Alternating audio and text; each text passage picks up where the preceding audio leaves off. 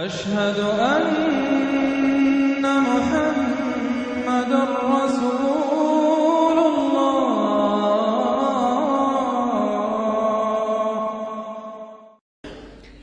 یہ جو اب تیسری صورت آ رہی ہے اس چھوٹے گروپ کی، سب گروپ کی، سورۃ الحجر، اس کا سٹائل بالکل مختلف، مزاج منفرد، لیکن اس مجموعے کے اندر جو ہے اپنے اسلوب کے اعتبار سے یہ بالکل منفرد ہے۔ جیسے سورہ یونس سورہ ہود جوڑے کی شکل میں، سورہ یوسف منفرد، اگرچہ اس کا ایک جوڑا ہے اور وہ ہے دوسری جگہ پر سورہ طٰہٰ، وہ ہم جب پڑھیں گے تو وہاں اور بات واضح ہو جائے گی۔ دوسرا سب گروپ، اس میں یہ دو صورتیں تقریباً ایک مزاج کی، ایک ان کے درمیان جو ہے نسبت زوجیت، سورہ رعد اور سورہ ابراہیم میں۔ تیسری صورت سورہ ہجر ہے۔ اب اس میں جو فرق ہے نوٹ کیجئے، سورہ رعد کے 6 رکوع ہیں اور 43 آیات ہیں، گویا کہ 7 آیات فی رکوع کا حساب بنتا ہے۔ سورہ ابراہیم کے 7 رکوع ہیں، 52 آیات ہیں، 7.5 آیت فی رکوع۔ سورہ ہجر کے 6 رکوع ہیں، 99 آیات ہیں، 16.5 آیات فی رکوع آپ کو ملیں گی۔ یہ اصل میں قرآن مجید میں مکی صورتوں میں آپ کو اسلوب کا یہ فرق نوٹ کر لینا چاہیے کہ جو ابتدائی صورتیں نازل ہوئی اس میں آیتیں چھوٹی چھوٹی، ردم بہت تیز، جیسے کہ پہاڑی نالے ہوتے ہیں، دریا ہوتے ہیں تو ان کا پاٹ بہت کم ہوتا ہے لیکن بہاؤ بہت تیز ہوتا ہے۔ دریائے کنہار جس نے بھی دیکھا ہے، دریائے سوات دیکھا ہے کالام میں یا کہیں اور، تو ان کی چوڑائی تو کچھ بھی نہیں ہوتی، بلکہ دریائے سندھ یہ پورا جو ہے، یہ شاہراہ ریشم جو ہے اس کے ساتھ دیکھیے تو نیچے معلوم ہوتا ہے چھوٹی سی کوئی لکیر پانی کی ہے، اس کے سوا کچھ بھی نہیں۔ لیکن جب وہی دریا آتے ہیں میدانوں میں تو اب آپ کو معلوم ہے دریائے سندھ جب دریا خاں کے پاس سے گزرتا ہے تو وہ 14 میل چوڑا بھی ہوا کرتا تھا، بارشوں کے زمانے میں 14 میل چوڑائی، اسی طریقے سے نیچے باولپور کے ایریا میں۔ تو یہ فرق ہے ان آیات کا۔ جو ابتدائی مکی صورتیں ہیں آیتیں چھوٹی چھوٹی، ان میں صوتی آہنگ بہت نمایاں، اس میں ایک موسیقی اور غنا کا پہلو بہت ہی واضح، اور اس میں جو ہے مضامین پھیل کر آتے ہیں، کھل کھل کر آتے ہیں، بڑی جو مضامین بہت گہرے ہوتے ہیں اور بہت پختہ ہوتے ہیں، احکمت آیات ہو۔ بعد میں جو صورتیں آئی ہیں مکی دور میں ہی ان مزاج بدلنا شروع ہوا، درمیانی دور میں کچھ اور آخری میں آ کر اب آیتیں بڑی بڑی ہیں، لمبی لمبی ہیں، اور یہ چیز جا کر پھر مدنی دور میں پھر انتہا کو پہنچ جاتی ہے۔ ایک آیت، آیت الکرسی، آیت البر وہ ہم پڑھ چکے، آیت الدین، ایک آیت کتنی بڑی۔ پھر وہاں ظاہر بات ہے کہ وہ ردم بھی اتنا نمایاں نہیں رہتا جتنا کہ آپ سورہ قاف میں دیکھتے ہیں، سورۃ النجم میں دیکھتے ہیں، سورہ رحمان میں دیکھتے ہیں، سورہ واقعہ میں دیکھتے ہیں، سورہ ملک میں دیکھتے ہیں۔ یہ جو صورتیں ہیں آخری جو 2 گروپس کی ہیں، انہی کی طرح کی ایک صورت یہ سورہ ہجر ہے۔ اصل میں زمانہ نزول کے اعتبار سے یہ ابتدائی 4 سالوں کی صورت ہے۔ اب یہ کہ مصحف میں یہاں کیوں رکھی گئی ہے، اب میں بہت ہی جرأت کر کے ایک بات کہہ رہا ہوں، اللہ عالم، میں یہ سمجھتا ہوں کہ یہ جو کہ ان صورتوں کا یہ سلسلہ بہت طویل ہو گیا اور اس میں ایک طرح کی مونوٹنی سی پیدا ہو رہی ہے، مضامین جو ہے تقریباً ایک ہی طرح کے دوہرا کر آ رہے ہیں، وہی ایک ان کا مطالبہ، معجزہ دکھاؤ، حصی کو نشانی دکھاؤ، اس کا جواب۔ تو رد و قدح جو ہے یہ تمام صورتیں جو ہم نے پڑھ لی ہیں، 5 صورتیں، ان کے اندر مزاج ایک ہی ہے۔ تو گویا کہ اس مونوٹنی کو اللہ تعالیٰ نے چاہا کہ ختم کر کے، اور ابتدائی دور کی ایک صورت جس کا مزاج مختلف ہے ان صورتوں سے، اس کو یہاں شامل کر دیا گیا۔ البتہ یہ ہے کہ سورہ شعراء جو ہے، میں نے آپ کو بتایا تھا کہ 227 آیتیں ہیں اس کی، کل 14 رکوع ہیں، تقریباً یہی اوسط بنے گا اس کا، 16-17 آیتیں ہر رکوع کے اندر۔ سورہ شعراء اس سے بہت مشابہ ہے اس سورہ ہجر کا مضمون۔ دوسری بات یہ نوٹ کر لیجئے کہ یہاں پر خاص طور پر وہ جو میں نے آپ سے عرض کیا تھا کہ جو پاروں کی تقسیم ہوئی ہے اس میں کوئی حکمت پیش نظر نہیں رکھی گئی، اور یہ دور صحابہ میں تھا بھی نہیں۔ اب دیکھیے کہ سورہ ہجر کی صرف ایک آیت ہے کہ جو 13ویں پارے میں شامل ہے، اور اس کے بعد پوری سورت جو ہے ربما یود الذین کفروا، یہ پوری جو ہے دوسرے پارے 14ویں پارے کے اندر ہے۔ یہی سورت ہم دیکھ آئے ہیں سورہ ہود کے اندر۔ سورہ ہود کی صرف چند آیتیں ہیں کہ جو 11ویں پارے میں تھیں، جی ہاں، اس کی 5 آیتیں جو ہیں یہ 11ویں پارے میں اور باقی پوری سورت 12ویں پارے میں۔ تو پاروں کی تقسیم جو ہے یہ اصل میں وہ بعد کے زمانے میں کی گئی ہے، اور اس میں ان چیزوں کو مد نظر نہیں رکھا گیا، جبکہ منزلیں پوری صورتیں، 3 صورتیں، 5 صورتیں، 7 صورتیں، جیسا کہ میں آپ کو بتا چکا ہوں۔ مکی اور مدنی صورتوں کے گروپ ہے، پوری صورتیں۔ یہ گروپ جو ہیں ان کے اندر بھی اور منزلوں کے اندر بھی. منزلوں کا تذکرہ چونکہ دور صحابہ میں بھی پایا جاتا ہے، لیکن یہ کہ یہاں پر ہم دیکھتے ہیں کہ پاروں کے معاملے میں یہ چیز موجود نہیں ہے. اب اگرچہ ہمارے پاس ابھی کچھ 10 منٹ باقی ہیں آج، لیکن یا تو یہ کہ اب اس کو ہم کل استعمال کریں، ہم یہ ٹیپ تو ضائع تو نہیں کریں گے، تو یا آپ کہتے ہیں تو میں کچھ آیتیں جو ہیں وہ سورہ حجر کی پڑھ لیتا ہوں. چلیں. بسم اللہ الرحمن الرحیم. الف لام را، یہ اس سلسلے کی آخری آیت سورت ہے. اب الف لام را، 5 سورتیں الف لام را سے اور ایک سورت الف لام میم را. تلک آیات الکتاب و قرآن مبین، یہ اللہ کی آیات، اللہ کی کتاب کی آیات ہیں اور قرآن مبین کی آیات ہیں. ربما یود الذین کفروا لو کانوا مسلمین، ایک وقت آئے گا کہ وہ لوگ کہ جنہوں نے کفر کیا تھا حسرت کے ساتھ کہیں گے کاش کہ ہم اسلام لے آتے.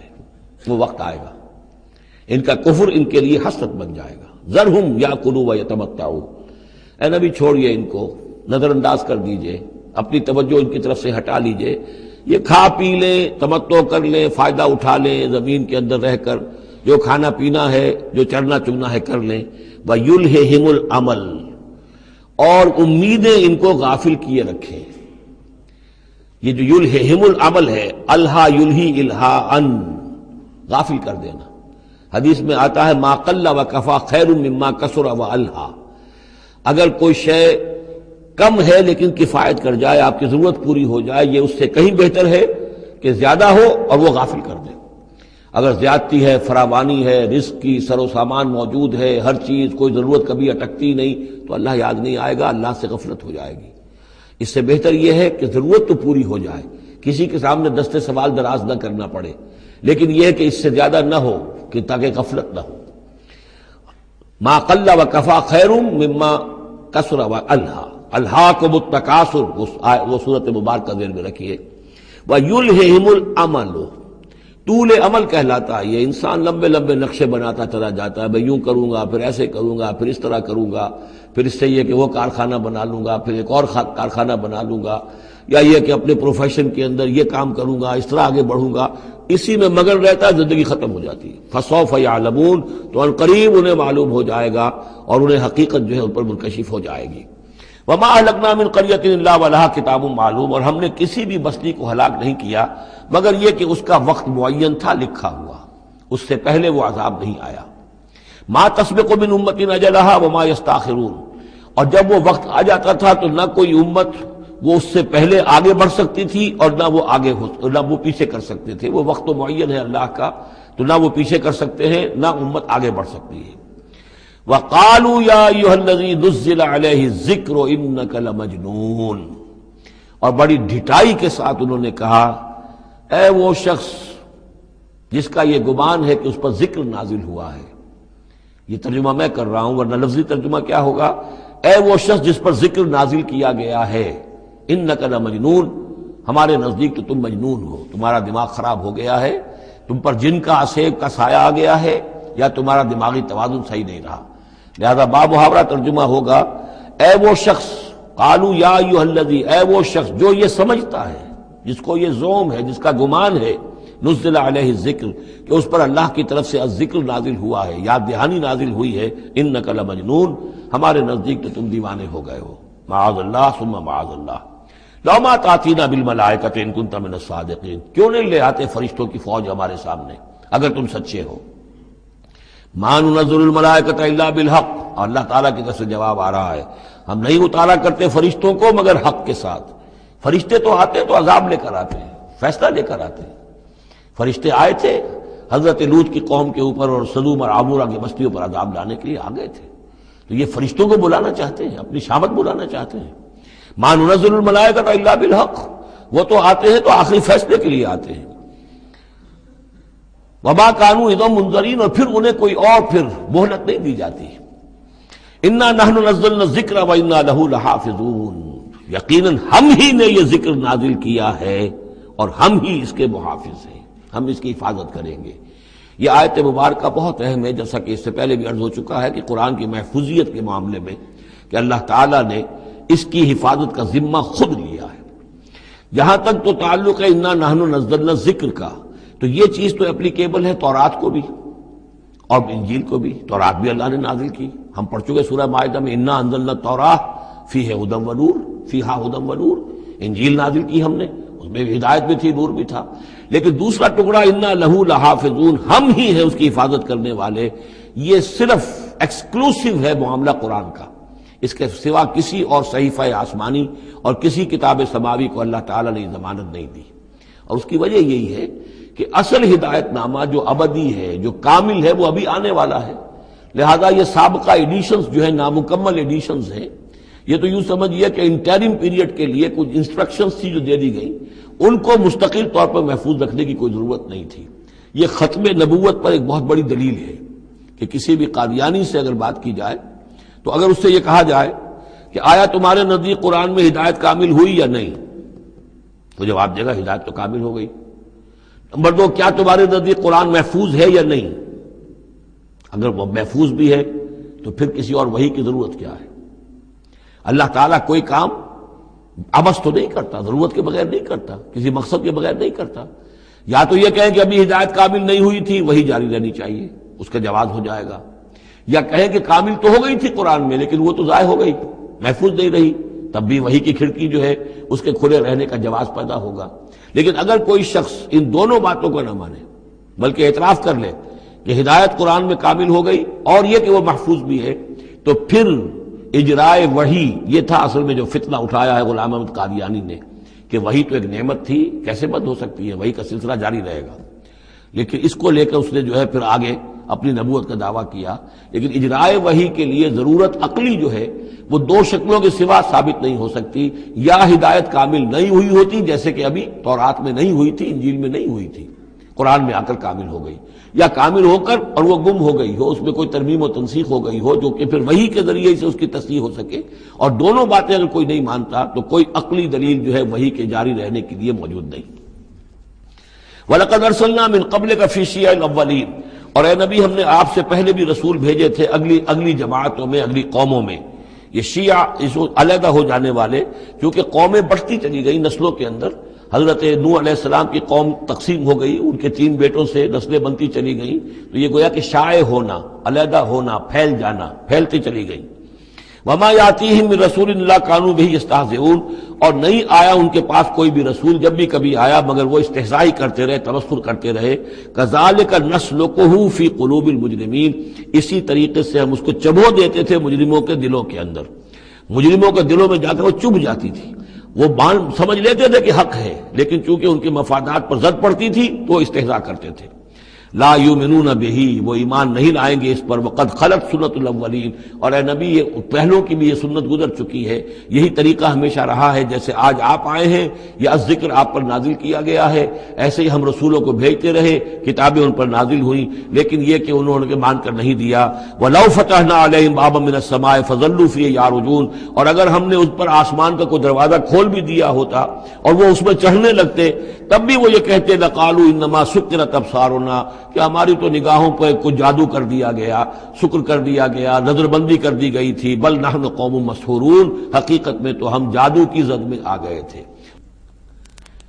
وَلَقَدْ جَعَلْنَا فِي السَّمَاءِ بُرُوجًا وَزَيَّنَّاهَا لِلنَّاظِرِينَ وَحَفِظْنَاهَا مِنْ كُلِّ شَيْطَانٍ رَجِيمٍ إِلَّا مَنِ اسْتَرَقَ السَّمْعَ فَأَتْبَعَهُ شِهَابٌ مُّبِينٌ. صدق اللہ العظیم. رب اشرح لي صدري ويسر لي امري واحلل عقدة من لساني يفقهوا قولي. اللهم ربنا الهمنا رشدنا واعذنا من شرور انفسنا. اللهم ارنا الحق حقا وارزقنا اتباعه وارنا الباطل باطلا وارزقنا اجتنابه. اللهم ربنا آنس وحشتنا في قبورنا وارحمنا بالقرآن العظيم. اللهم اجعله لنا إماما ونورا وهدى ورحمة. اللهم ذكرنا منه ما نسينا وعلمنا منه ما جهلنا وارزقنا تلاوته آناء الليل وآناء النهار واجعله لنا حجة يا رب العالمين آمين.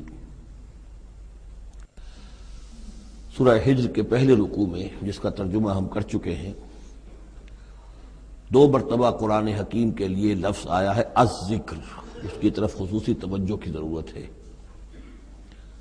ایک تو یہ کہ خود اللہ تعالیٰ نے فرمایا انا نحن نزلنا الذکر وانا لہ لحافظون، ہم نے ہی یہ ذکر، یہ قرآن نازل کیا ہے اور ہم ہی اس کے محافظ ہیں۔ اور ایک مرتبہ آیا ہے کہ جو آپ کے مخالفین تھے اور جو استہزاء کر رہے تھے، انہوں نے مذاق اڑاتے ہوئے کہا یا ایھا الذی نزل علیہ الذکر انک لمجنون، اے وہ شخص کہ جس کا گمان ہے ذکر نازل ہوا ہے، ہم تو سمجھتے ہیں کہ تمہارا دماغی توازن ٹھیک نہیں رہا، یا یہ کہ تم پر کسی آسیب کا سایہ آ گیا ہے۔ یہ مجنون کی وضاحت بھی سمجھ لیجئے، مجنون جن سے بھی بنا ہے۔ جن کہتے ہیں عربی زبان میں مخفی شے کو، اس لیے جنین کہلاتا ہے وہ بچہ جو ابھی رحم مادر میں ہے، جو نظر نہیں آتا، چھپا ہوا ہے، معلوم تو ہے کہ بچہ ہے، پیٹ میں ہے، لیکن یہ کہ جنین ہے وہ ابھی وہ چھپا ہوا ہے۔ اسی سے لفظ جنت بنا ہے۔ جنت جو ہے زمین کا وہ ٹکڑا ہے جس پر خوب درخت ہوں، پودے ہوں، گھاس ہو، تو زمین چھپی ہوئی ہو، زمین ڈھکی ہوئی ہے، زمین جو ہے نمایاں نہیں ہے، جنت وہ ہے۔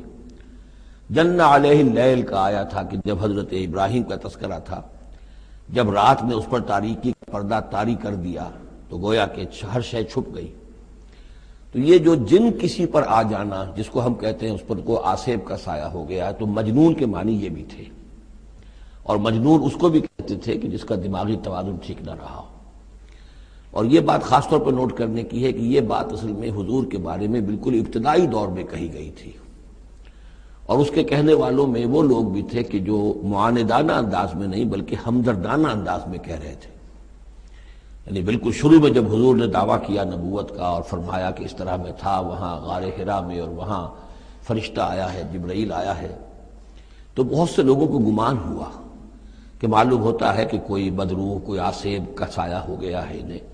تو اس حوالے سے اس میں صرف مخالفت ابھی نہیں تھی، بلکہ اس میں ان کے لیے واقعتاً ایک بالکل چونکہ نئی بات تھی، لہٰذا یہ کہنے کا معاملہ جو ہے اس پہلو سے بھی تھا کہ اچھے بھلے آدمی تھے، ہم سوچتے تھے کہ واقعی یہ کئی دن جا کے مراقبے کرتے ہیں، اب یہ رہتے ہیں وہاں غار میں اکیلے تنہا دن رات، تو کہیں کچھ ہو نہ جائے تو معلوم ہوتا کچھ ہو گیا ہے، تو کوئی نہ کوئی جنون کا عارضہ ہو گیا ہے یا جن کا سایہ ہو گیا ہے۔ تو اس لفظ کو بھی سمجھ لیجیے، اور جو بتانا تھا وہ یہ ہے کہ سورہ نون جو کہ بالکل ابتدائی دور میں نازل ہوئی ہے، جس کا نام سورہ قلم بھی ہے، 29ویں پارے کی دوسری سورت، اس میں بھی یہی بات جو ہے کہی گئی ہے۔ اسی کے حوالے سے میں آپ کو بتا رہا ہوں کہ یہ سورہ مبارکہ جو ہے بالکل ابتدائی دور کی صورتوں میں سے ہے، اسی مشابہت کی وجہ سے۔ قرآن مجید کا ذکر ہونا اس معنی میں ہے، کئی مرتبہ واضح کر چکا ہوں کہ قرآن کا فلسفہ یہ ہے کہ جو ایمانی حقائق ہیں، خاص طور پر اللہ کی ذات کا علم اور اس کی صفات کا علم، وہ روح انسانی کے اندر موجود ہے، بس صرف اس پر ظہور کا پردہ طاری ہو گیا۔ جیسے آپ کو کوئی چیز پہلے معلوم تھی، اب یاد نہیں رہی، معلوم تھی لیکن اب بھول گیا۔ بھولنے کا مطلب کیا ہے کہ وہ آپ کی یادداشت کے ذخیرے میں کہیں نیچی اتر گئی ہے۔ وہ حافظ خانہ جو ہے، ہر انسان کی میموری جو ہے، اب اس کے نہ معلوم کتنے تہخانے ہیں، ان میں کسی نچلے تہخانے میں جا کر چھپ گئی ہے، وہ آپ کے شعور کی سطح پر نہیں ہے۔ تو کوئی چیز جس کا اس سے تعلق ہو، وہ اگر سامنے آئے گی تو فوراً وہ چیز یاد آ جائے گی۔ ایک دوست سے سالہ سال ہو گئے ملاقات نہیں ہوئی، کبھی خیال بھی نہیں آیا، بھول گئے آپ اس کو، لیکن اچانک کبھی اس نے کوئی رومال آپ کو دیا تھا، کوئی قلم دیا تھا، آپ نے ٹرنک میں رکھا ہوا تھا، ٹرنک کھولا، وہ قلم یا رومال دکھائی دیا، فوراً دوست یاد آ گیا۔ تو یہ قلم یا یہ رومال جو ہے یہ آیت ہے، یہ نشانی ہے، اس نشانی سے آپ کو ایک بھولی بسری بات یاد آ گئی۔ اسی طرح یہ آیات آفاقیہ، آیات انفسیہ، آیات قرآنیہ، یہ آیات ہیں، نشانیاں ہیں یاد دلانے کے لیے، تاکہ اللہ یاد آ جائے۔ حقیقت میں اللہ تعالیٰ کا علم اور اللہ کی معرفت سوئی ہوئی ڈورمنٹ پوزیشن میں، ڈورمنٹ کنڈیشن میں ہماری روح میں موجود ہے۔ تو الذکر، دی ریممبرنس یا دی ریمائنڈنگ، یہ اصل میں وہ چیزیں کہ جو روح انسانی کے اندر موجود ہیں، لیکن جن پر ظہور کے اور نسیان کے پردے پڑ گئے ہیں، ان پردوں کو ہٹا کر تازہ کرنا۔ وَلَقَدْ جَعَلْنَا فِي السَّمَاءِ بُرُوجًا، اور ہم نے آسمان میں برج بنائے۔ یہ بھی ابھی ہم نہیں کہہ سکتے کہ ان کی اصل حقیقت کیا ہے، یہ بھی آیات متشابہات میں سے شمار ہوں گے۔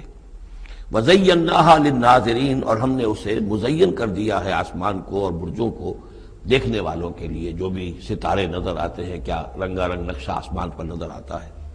وَحَفِظْنَاهَا مِن كُلِّ شَيْطَانٍ رَجِيمٍ۔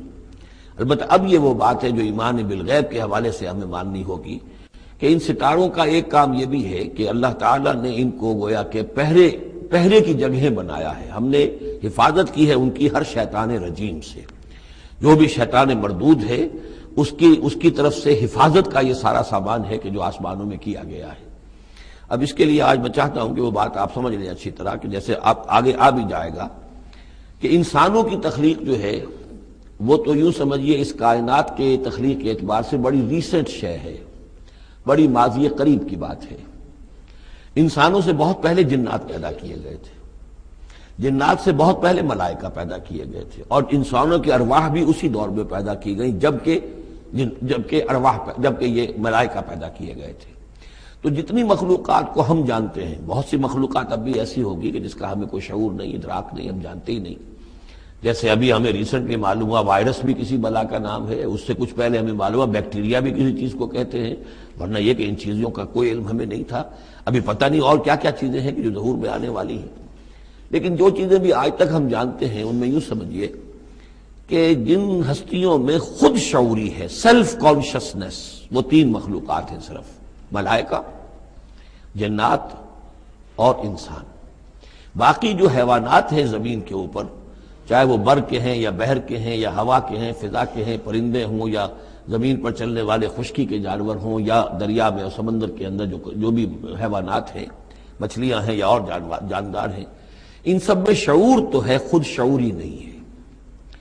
البتہ یہ کہ ترتیب یہی ہے کہ پہلے جنات پیدا کیے گئے اور وہ چونکہ آگ سے پیدا کیے گئے تھے، تو ان کے اندر پوٹینشل جو قوت ہے وہ ہم انسانوں کے مقابلے میں بہت زیادہ ہے، اور ان کی رسائی اس کائنات میں بہت دور تک ہے۔ بس میرا یہ گمان ہے، باقی چیزیں تو میں خاص وثوق سے کہہ رہا ہوں، لیکن میرا گمان یہ ہے کہ جو سولر سسٹم ہے، چونکہ ہماری اس پوری جو ہماری یہ فیملی ہے، یہ خاندان ہے، جو یہ سولر سسٹم ہے، سورج کا کنبہ کہلاتا ہے، تو اس کا جو منبع سرچشمہ ہے وہ سورج ہے، اور معلوم ہوتا ہے کہ اسی کی آگ سے اور اسی کی لپٹ سے اور جنات کی تخلیق ہوئی ہے۔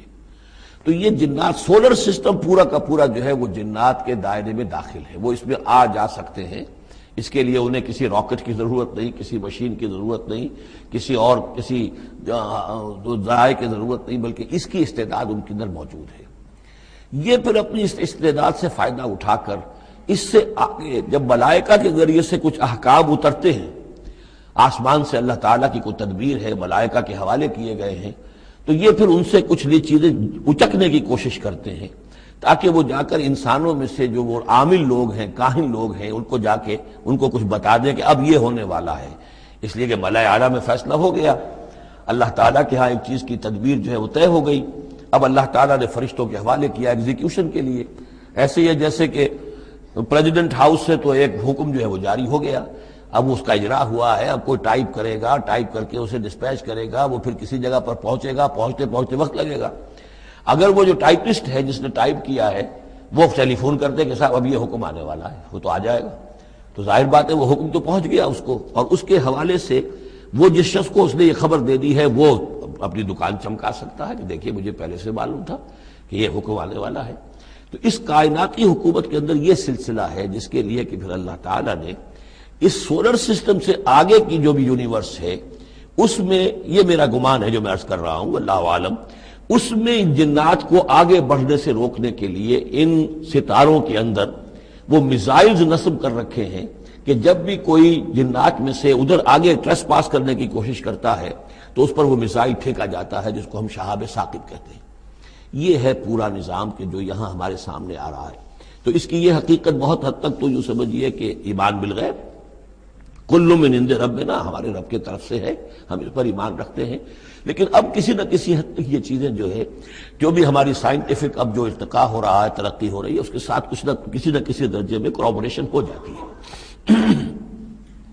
وَحَفِظْنَاهَا مِن كُلِّ شَيْطَانٍ رَجِيمٍ، اور ہم نے حفاظت کر لی ہے ان آسمانوں کی ان شیاطین سے کہ جو مردود ہیں، إِلَّا مَنِ اسْتَرَقَ السَّمْعَ، سوائے اس کے کہ جو کچھ چرا کے لے بھاگا، مطلب یہ کہ فرشتہ نازل ہو رہا ہے اور فرشتے کے ساتھ احکام بھی ہیں، چونکہ یہ وہ نوری ہے، یہ ناری ہے، نور اور نار کے درمیان فاصلہ بہت تھوڑا ہے، بہت قرب ہے، لہذا اس کی بدولت اسی وجہ سے یہ جن تھا جو تھا عزازیل، لیکن فرشتوں کے ساتھ اس کا اٹھنا بیٹھنا تھا، انہی میں شامل تھا، اسی لیے ان کی جو آپس میں جو ان کا قرب ہے اس کی وجہ سے فرشتوں سے کوئی اچک لیتے ہیں۔ الا من استرق السمع، اگر کسی نے کوئی چیز سن لی اور سن کر وہ بھاگا، فاتبعہ شہاب مبین، تو اس کے پیچھے اس کا پیچھا کرتا ہے ایک انگارہ چمکتا ہوا۔ یہ مثائلز ہیں کہ جو اللہ تعالیٰ نے نصب کیے ہوئے ہیں۔ والارض مددناہا، اور زمین کو ہم نے پھیلا دیا جیسے بستر پھیلایا جاتا ہے، والقینا فیہا رواسیا، اور اس میں ہم نے لنگر ڈال دیے۔ یہ پہاڑ جو ہے قرآن مجید بار بار کہتا ہے کہ زمین کا جو سٹیبلائزنگ ایفیکٹ ہے ان پہاڑوں کا زمین کی حرکت کے دوران۔ فَأَنبَتْنَا فِيهَا مِن كُلِّ شَيْءٍ مَوْزُونٍ، اور اس میں ہم نے اگا دی ہر شے جو کہ بہت ہی اندازے سے ہے، یعنی یہ کہ جو بھی کوئی ایک شے بھی اگر ایک حد سے آگے بڑھ جائے تو وہ باقی ساری چیزوں کو ختم کر دے گی۔ بعض ایسی مچھلیاں ہیں کہ اگر ان کی جو ریپروڈکٹیو صلاحیت ہے، جتنے ان کے انڈے ہوتے ہیں وہ سب انڈے جو ہیں وہ مچھلیاں بن جائیں تو چند ہی سال کے اندر یہ زمین جو ہے اس سے کئی گنا حجم جو ہے وہ ایک مچھلی کی اولاد سے اور ایک مچھلی کی نسل سے وجود میں آ جائے گا۔ تو ایک کنٹرول کیا ہوا اللہ نے ہر شے کے اوپر، تمام چیزیں جو ہیں وہ ایک اندازے کے مطابق، ایک وزن کے ساتھ، ایک اندازے کے ساتھ اس دنیا میں چل رہی ہیں۔ من کل شیء موزون، ہر چیز جو ہے وہ ایک اندازے اور وزن کے مطابق ہے۔ وجعلنا لکم فیہا معاش، اور ہم نے اس میں تمہارے لیے طرح طرح کے معاش کے سلسلے پیدا کر دیے۔ ومن لستم لہ برازقین، اور ہم تو ان کو بھی روزی کا سامان دیتے ہیں جن کو تم رزق نہیں دیتے۔ ایک تو یہ ہے کہ تمہارے پاس گھوڑا بندھا ہوا ہے، تمہیں فکر رہتی ہے چارہ اس کو دینا ہے، کچھ نہ کچھ دانہ ڈالنا ہے، لیکن کتنی مخلوقات ہماری ہے کہ تم نہیں ہو اس کو رزق دینے والے، ہم رزق پہنچا رہے ہیں۔ وَإِن مِّن شَيْءٍ إِلَّا عِندَنَا خَزَائِنُهُ، اور نہیں ہے کوئی شے مگر یہ کہ ہمارے پاس تو اس کے خزائن ہیں، لا متناہی، ہماری ریسورسز جو ہیں وہ یہ کہ لمیٹڈ نہیں ہے، لیکن وما ننزلہ الا بقدر معلوم، ہم نہیں نازل کرتے اس میں سے مگر ایک اندازے کے مطابق کہ جو طے شدہ ہے۔ یعنی یہ کہ سٹور تو بہت بڑا ہے، لیکن یہ کہ سٹور سے جو ایشو ہوتا ہے اللہ تعالیٰ کے ہاں ہر چیز کا، تو اس کا ایشو ہونا جو ہے وہ اندازے کے مطابق ہے، ایک حساب کتاب کے ساتھ ہے، ورنہ جیسا کہ میں نے کہا کیوس ہو جائے۔ وارسلنا الرياح لواقحا، اور ہم نے بھیج دی ہوائیں، ہم بھیج دیتے ہیں ہوائیں جو بوجھل ہوتی ہیں یا بوجھل کرنے والی ہوتی ہیں۔ لواقحہ کا مفہوم پہلے تو یہ سمجھا جاتا تھا کہ چونکہ وہ بادلوں کو لے کر آتی ہیں اس اعتبار سے، لیکن اب ادھر ایک اشارہ ہو رہا ہے جدید سائنس کے حوالے سے کہ پولن گرینز جو ہیں وہ بھی ہواؤں کے ذریعے سے آتے ہیں، اور وہ پھر آ کر پھولوں کو جب وہ وہاں فرٹیلائزیشن ہوتی ہے تو اس سے پھر وہ فصل بنتی ہے۔ تو ہوائیں جو ہیں وہ گویا کہ بار آور کرتی ہیں، اور اس طریقے سے یہ نباتاتی نظام چل رہا ہے۔ فانزلنا من السماء ماء، پھر ہم نے اتار دیا آسمان سے پانی، فاسقیناکموہ، پھر ہم نے وہ پانی تمہیں پلایا، تمہارے پینے کے لیے بندوبست کیا۔ وما انتم لہ بخازنین، اور دیکھو تم اس کا سٹور نہیں کر سکتے، اس کا خزانہ نہیں بنا سکتے۔ کہاں کس طرح بناؤ گے خزانہ؟ واقعہ یہ ہے کہ یہ جو واٹر سائیکل ہے اس دنیا میں، یہ بھی اللہ تعالیٰ کے عظیم، یعنی سمجھئے کہ کرشموں میں سے اور اللہ کے معجزات میں سے بہت بڑا معجزہ ہے کہ یہ جو ہمارے پہاڑوں کے اوپر اتنے بڑے بڑے گلیشیئرز ہیں، یہ کیا ہے؟ یہ واٹر سٹوریج ہے، ٹینکس ہے۔ یہیں سے تو پانی ہے جو آ رہا ہے نیچے، وہ پگھل رہا ہے سب دھوپ سے، اور پھر وہ ندی نالوں سے ہو کے دریاؤں میں آیا، اور دریاؤں سے ہوتا ہوا زیر زمین سوتوں میں سے بھی گزر رہا ہے۔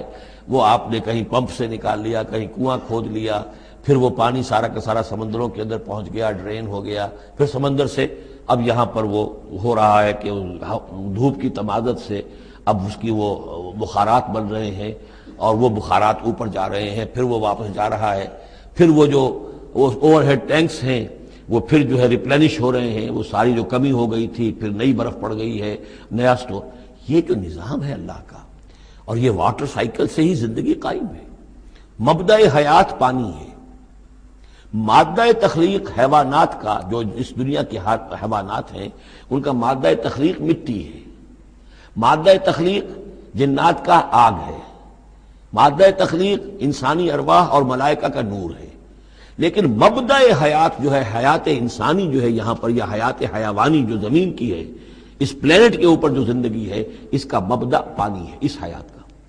تو اب یہ پانی کا سائیکل ہے جو چل رہا ہے. وما انتم لہو بخازنین، تم اس پانی کا کتنا خزانہ کر سکتے ہو، کتنا سٹور کر سکتے ہو، کس طرح کا نظام چلا سکتے ہو، کتنے بڑے پیمانے پر یہ واٹر سائیکل جو ہے اللہ تعالیٰ نے اس دنیا کے اندر چلایا ہوا ہے. وَإِنَّا لَنَحْنُ نُحْيِي وَنُمِيتُ، اور یہ یقیناً ہم ہی ہیں جو باقی بھی رکھتے ہیں اور موت بھی وارد کرتے ہیں، زندہ بھی رکھتے ہیں اور موت بھی وارد کرتے ہیں. وَنَحْنُ الْوَارِثُونَ، اور پھر ہم ہی وارث ہوں گے. ہر شے ختم ہو جائے گی، کسی کی کوئی ملکیت نہیں رہے گی، ساری کی ساری چیزیں پھر ہماری ہی کائنات ہے، ہماری ہی ملکیت ہے. وَلَقَدْ عَلِمْنَا الْمُسْتَقْدِمِينَ مِنْكُمْ وَلَقَدْ عَلِمْنَا الْمُسْتَأْخِرِينَ، ہمارے علم میں سے ہے کون لوگ تم میں سے آگے بڑھیں گے. اب دیکھیے چونکہ ابتدائی زمانے کی صورت ہے یہ، اب کون لوگ ہوں گے جو آگے بڑھ کر قرآن کو سینے سے لگائیں گے، کون لوگ ہوں گے جو محمد کی دعوت پر لبیک کہیں گے. یعنی جو ہم پڑھ چکے ہیں سورہ توبہ میں، السابقون الاولون من المہاجرین والانصار والذین اتبعوہم باحسان، یہ کون لوگ ہوں گے ہمیں معلوم ہے. ہم تو پہلے سے جانتے ہیں کہ ابو بکر ایک لمحے کی دیر نہیں لگائے گا، ہمیں معلوم ہے کہ عثمان کو ایک کچھ زیادہ وقت نہیں لگے گا، ہمیں معلوم ہے کہ ابو بکر کی تبلیغ سے یہ طلحہ اور زبیر اور عبد الرحمن ابن عوف اور سعید ابن زید اور یہ سب لوگ جو ہے ایمان لے آئیں گے. اور ہمیں یہ بھی معلوم ہے کون پیچھے رہ جائے گا، وہ بھی ہمیں معلوم ہے. وَلَقَدْ عَلِمْنَا الْمُسْتَقْدِمِينَ مِنْكُمْ وَلَقَدْ عَلِمْنَا الْمُسْتَأْخِرِينَ وَإِنَّ رَبَّكَ هُوَ يَحْشُرُهُمْ، اور پھر آپ کا رب ان سب کو جمع کرے گا. إِنَّهُ حَكِيمٌ عَلِيمٌ، یقیناً وہ کمال حکمت والا اور علم رکھنے والا ہے. اب جو اگلا رکوع آ رہا ہے سورہ مبارکہ کا، یہ اس اعتبار سے بڑا اہم ہے کہ اس میں تخلیق انسانی کے ضمن میں ایک بڑی ثقیل اصطلاح استعمال ہوئی ہے، اور یہ ثقیل اصطلاح 3 مرتبہ آئی ہے. اب ظاہر بات ہے کہ قرآن مجید جو ہے اگر اس طرح کی کوئی شکل اختیار کرتا ہے تو کوئی نہ کوئی حکمت اور ضرورت اس کی پشت پر ہوتی ہے. وَلَقَدْ خَلَقْنَا الْإِنسَانَ مِنْ صَلْصَالٍ مِنْ حَمَإٍ مَسْنُونٍ، اور یقیناً ہم نے انسان کو بنایا ہے اس مٹی سے جو سنی ہوئی تھی گارے کی اور پھر سوکھ کر کھنکنے لگی. حَمَإٍ مسنون، سنا ہوا گارا جس میں سے بدبو بھی اٹھ رہی ہو. دیکھیے یہ جو انسان کے مادہ تخلیق کے ضمن میں قرآن میں الفاظ آئے ہیں اب ان کو گنتے جائیے. نمبر 1 تراب، مٹی سے بنایا انسان کو. مٹی میں پانی مل گیا، گارا بن گیا، تو اس کو کہتے ہیں تین، من تین. خلقتنی من نار وخلقتہ من تین، یہ سورہ اعراف میں ہم پڑھائے ہیں. ابلیس نے کہا تھا کہ مجھے تو نے بنایا آگ سے اور اس کو بنایا آدم کو گارے سے، اور اب چاہتا اور مجھے حکم دے رہا ہے کہ میں اس کے سامنے جھکوں، میں تو اس کے سامنے نہیں جھک سکتا. تین کے بعد آیا تین لازب، گارا پڑا رہے تو وہ جب اس کے اندر پھر کچھ چپچپاہٹ پیدا ہو جاتی ہے. اور یہ پرانے زمانے میں ہوتا تھا، اب تو میں سمجھتا ہوں کہ جدید نسل کو تو ان چیزوں کا علم ہی نہیں ہے. کچے گھر بنتے تھے تو انہیں لیپتے تھے، پوتتے تھے، گارا بناتے تھے، تغاری ہوتی تھی، پھر مٹی کے اندر تھوڑی سی توڑی ڈال دیتے تھے. کوئی آرگینک میٹر ڈالیں گے تو فرمنٹیشن ہوگی، فرمنٹیشن ہوگی تو لیس سا اٹھے گا. ورنہ یہ کہ گارا جو ہے اگر اس گارے سے اگر پلسٹر کریں گے تو وہ پھٹ جائے گا. لیکن جب وہ گارا ذرا سن جاتا ہے، اس میں لیس پیدا ہو جاتا ہے، تو پھر اب جب اس کے ساتھ لیپتے تھے دیواروں کو، میں نے تو اپنے بچپن میں یہ سب دیکھا ہے، ایسے گھروں میں ہم رہے بھی ہیں کہ جن میں یہی فرش بھی اسی طریقے سے لیپے ہوئے ہوتے تھے اور دیواریں بھی ہوتی تھی. تو یہ کہ پھر اس کے اندر وہ ایک لیس سا پیدا ہو جاتا ہے فرمنٹیشن سے، وہ تین لازم ہے. اس سے اگلی سٹیج یہ ہے کہ اب وہ سڑنے لگے. یہ یعنی فرمنٹیشن اتنی پہنچ گئی کہ اس میں ہے حَمَإٍ مسنون، سنا ہوا گارا. پھر اگر کسی وجہ سے وہ خشک ہو جائے تو اب وہ کھنکنے لگتا ہے. جیسے کہ کبھی آپ نے دیکھا ہوگا ساحل کے قریب یا کسی دلدلی علاقے میں پپڑی اوپر آ جاتی ہے، جیسے زمین کے اوپر جو ہے پپڑی سی ہوتی ہے، اس پر آپ چلتے ہیں تو وہ کر کر ٹوٹتی ہے، کھنکنے والی مٹی بن جاتی ہے. وہ سنا ہوا گارا خشک ہو کر کھنکنے لگتا ہے. یہ سٹیجز ہیں ان مادہ تخلیق کی کہ جو آدم یا انسان کی تخلیق کے ضمن میں قرآن میں آئے. حالانکہ ایک لفظ بھی کفایت کر سکتا تھا، مٹی سے بنایا، مٹی سے بنایا، تین سے بنایا، گارے سے بنایا، پھر تین لازم سے بنایا، پھر حَمَإٍ مسنون سے بنایا، من صلصال کالفخار سے بنایا، اور صلصال من حَمَإٍ مسنون. پھر صلصال کالفخار آخری سٹیج ہے، وہ ایسے بجنے لگا جیسے کہ اب یہ جو ہے وہ آئے گا سورہ رحمان میں. تو اس سے یقیناً کورابریشن ہو رہی ہے کہ جو بھی ایوولوشن کا جو بھی نظریہ آیا ہے، اب اس میں اس کو بھول جائیے کہ اللہ تعالیٰ نے اسپیشل کریشن انسان کی اور باقی حیوانات ہو سکتا ہے اس ایوولوشن کے ذریعے سے پیدا کیے ہوں. اس وقت بحث جو ہے کریشن آف مین کے بارے میں نہیں کر رہا ہوں، لیکن یہ کہ سائنس نے بھی ایک تو یہ بات بتائی کہ یہ ساری حیات حیواناتی جو بھی زمین پر ہے یہ مٹی سے بنی ہے. گویا کہ متفق گردید رائے بو علی بارائے من، قرآن اور سائنس متفق ہو گئے. پھر یہ کہ اس میں مٹی کے اندر گارے کی شکل بنی، پانی ملا، مبدأ حیات پانی ہے، قرآن بھی کہہ رہا ہے۔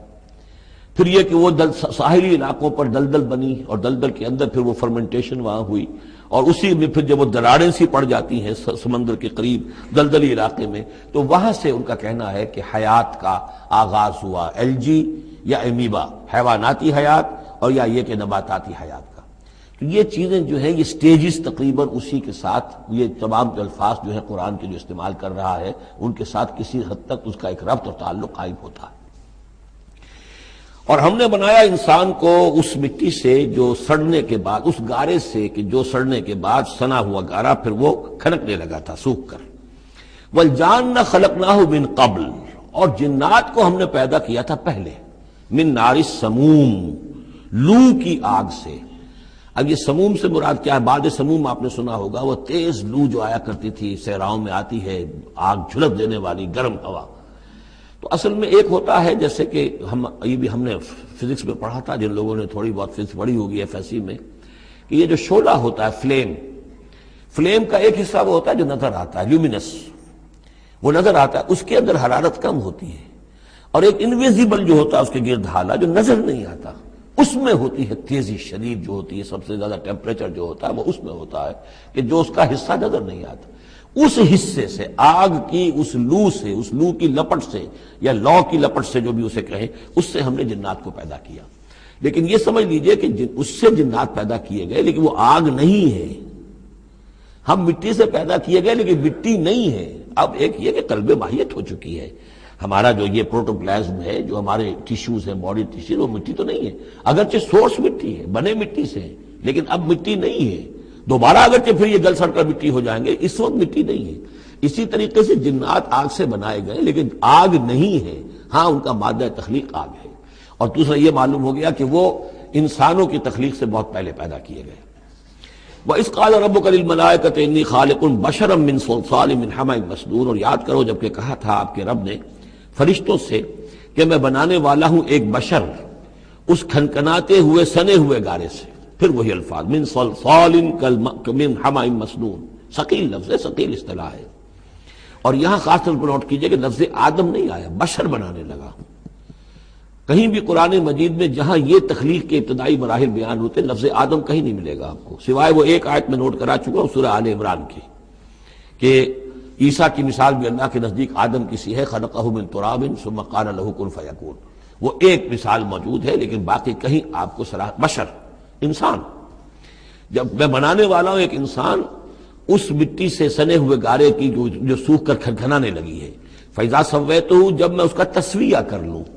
تخلیق کے بعد تسویہ ہوتا ہے، جیسے کسی شے کا ایک ہیولہ بن گیا، پھر اس کی نوک پلک سنواری جاتی ہے، مین سٹرکچر جو ہے کسی بلڈنگ کا کھڑا ہو گیا، اب اس کا آرکیٹیکچرل ٹچز ہیں، اس کے اوپر ڈیکوریشن ہے، اس پہ پینٹنگ ہے، یہ تسویہ ہے۔